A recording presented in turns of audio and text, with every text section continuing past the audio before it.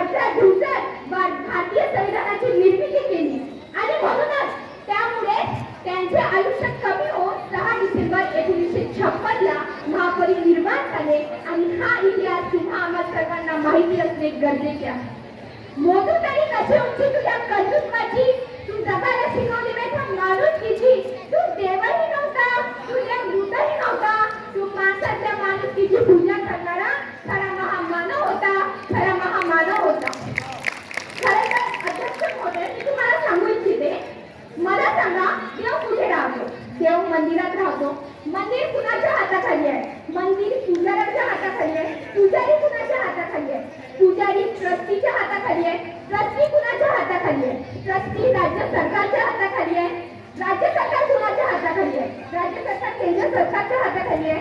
केंद्र सरकार कुणाच्या हाताखाली आहे? केंद्र सरकार संसदेच्या हाताखाली आहे. संसद कुणाच्या हाताखाली आहे? संसद राष्ट्रपतीच्या हाताखाली आहे. राष्ट्रपती कुणाच्या हाताखाली आहे? राष्ट्रपती संविधानाच्या हाताखाली आहे. आणि मलाच नाही तर या अख्ख्या जगाला दिसतंय की संविधान कुणाच्या हातात आहे? संविधान डॉक्टर बाबासाहेब आंबेडकरांच्या हातात आहे. बहुजनांचा तो तलवार होऊन गेला, अन्यायाविरुद्ध प्रहार होऊन गेला. होता तो एक गरीबच, पण या जगाचा कोहिनूर होऊन गेला. अरे जग खूप प्रेरित होते त्याला, पण तोच या जगाला घडवून गेला. आणि या मूर्खांना अजून कळत कसे नाही, वर्गाच्या बाहेर बसून सुद्धा तो या भारताचाच संविधान लिहून गेला, तो या भारताचाच संविधान लिहून गेला. खरं तर अध्यक्ष महोदय, मी तुम्हाला सांगू इच्छिते की डॉक्टर बाबासाहेब आंबेडकरांनी आपल्या भारतीय संविधानामध्ये आम्ही बौद्ध लोक अशी ओळख सुनिश्चित केली.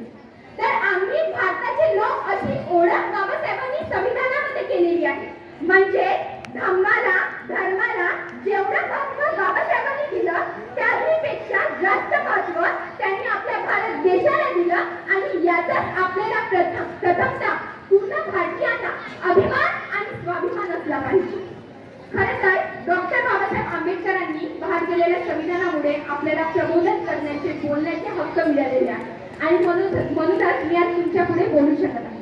खरं तर विचार करा, आधी पूर्वी राजा राणीच्या पोटातून जन्माला यायचा, पण मात्र आता राजा मतपेटीतून जन्माला येतो.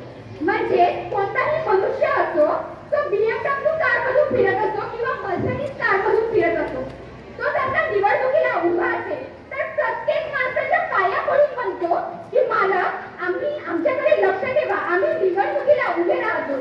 तर ही ताकद आपल्याला बाबासाहेबांनी दिलेली आहे. खरं तर मित्रांनो, छत्रपती शिवाजी महाराजांनी स्वराज्याच्या रक्षणासाठी हाती तलवार घेतली. ही काळाची गरज होती.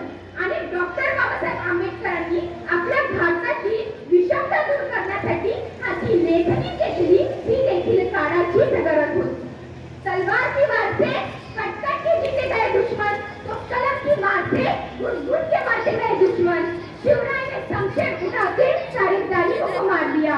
तो कलम चला कर मेरे भीमाने, तो कलम चला कर मेरे भीमाने, सारे जुल्म को ही मिटा दिया, सारे जुल्म को ही मिटा दिया. डॉक्टर बाबासाहेब आंबेडकरांनी संविधानामध्ये शिक्षणाचा अधिकार, स्वातंत्र्याचा अधिकार, संपत्तीचा अधिकार, धार्मिक स्वातंत्र्य, शिक्षण, संस्कृती जगण्याचा अधिकार असे मूलभूत अधिकार आपल्याला संविधानामध्ये समाविष्ट करण्यात आले. तर हे अधिकार कुठल्याही एका जाती धर्माकरून नाही. संविधान निर्मात्याचे पुतळे का फोडले जातात? अरे जिनके बाप दादों ने संविधान लिखने की औकात नहीं थी, आज उनकी नाजान औलाद संविधान का विरोध कर रही है. संविधान जाणणारा देशद्रोही मूर्खांना शेवटी मी सांगू इच्छिते, नुसतं संविधान जाणून चालणार नाही, तर संविधानासोबत आम्हालाही जाणावे लागेल. नाहीतर आम्ही तुम्हाला जाणण्याशिवाय स्वच्छ शकत नाही. बेकरार मौत का इतिहास बदल सकते हो तुम, जिंदगी में मौत को भी बदल सकते हो तुम. और ये जुल्म है तुम्हारे, ये धरती तो क्या आसमां को भी बदल सकते हो तुम. ये धरती तो क्या आसमां को भी बदल सकते हो. संचालक महोदयांनी मला इथे बोलण्याची संधी दिल्यामुळे मी त्यांचे मनपूर्वक आभार मानते व इथे